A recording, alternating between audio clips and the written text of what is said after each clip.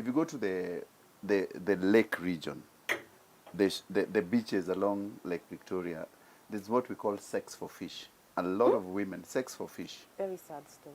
Where women come to look for fish and to buy or to go and sell in the outer markets. But remember that the fishermen economically, they have a lot of money. Okay. So these women who hang around there, they come there and they prey on these men.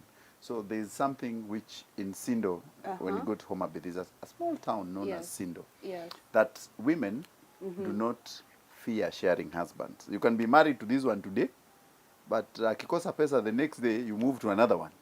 So even you as the wife, you're moving? Yeah.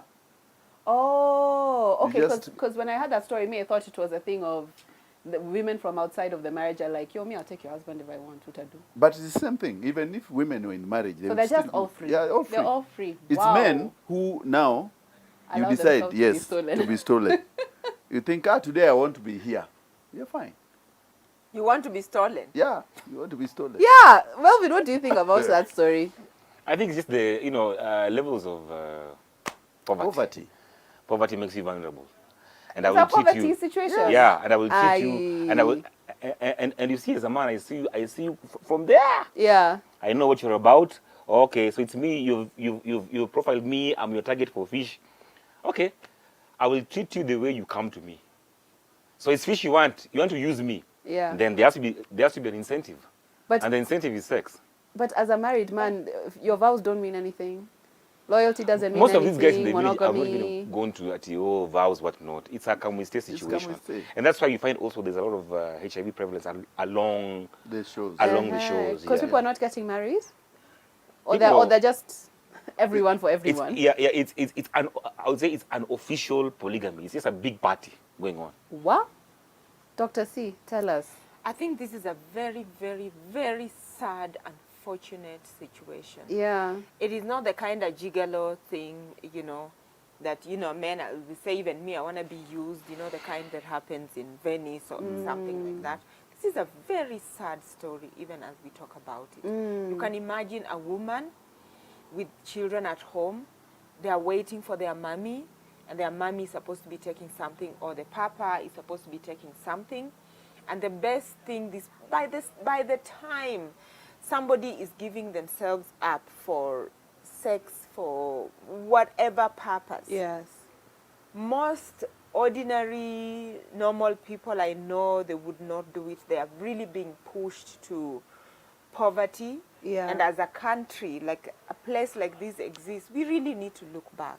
Yeah. Like, it's a very sad, unfortunate situation. And this is why, by the way, as a veterinary surgeon, I worked for the European Union. And one of my projects was actually fisheries. And I do remember, under that, I was in charge of compliance. Compliance from the time the fish leaves Lake Victoria to the time it gets onto the European table. Okay, yes. And some of the things we were looking at are things like this. Things that is not compliance, where women are actually being used sexually, or even not just women, even men. And this is something that is affecting the Kenyan industry at large, from flowers to coffee to what do you think? Yeah. What do you think the people who are eating our tilapia? So it's not just about the chemicals that are in Lake Victoria. It's about the fact that by the time this fish arrived on your table, children were raped, people are harmed. Women, men, there was sexual. You will throw up.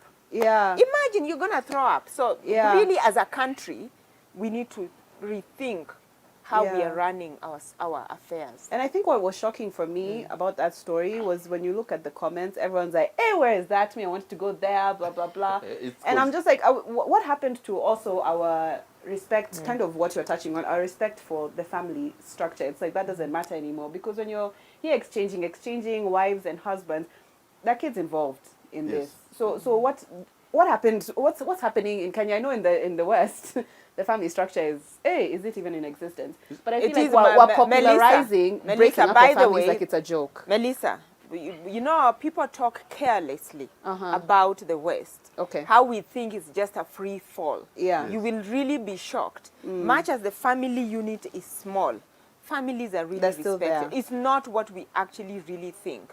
Yes, it's much more open in accepting many other things, but the family unit is really respected. In a lot of the European So I guess countries what we're I've been seeing to. is that, but So we are on the just ground being it's fooled, different. and we think so that we are actually now becoming more westernized Yes. by accepting some of these immoral things. Yes. It is not, it's not what is It's not practiced. Western. It's not even Western. It's not even what is practiced on the streets. Okay. These are just, you know, these open relationships, open whatever it is. We're just opening ourselves up to diseases, to so many other, the whole society breaking down. Yeah.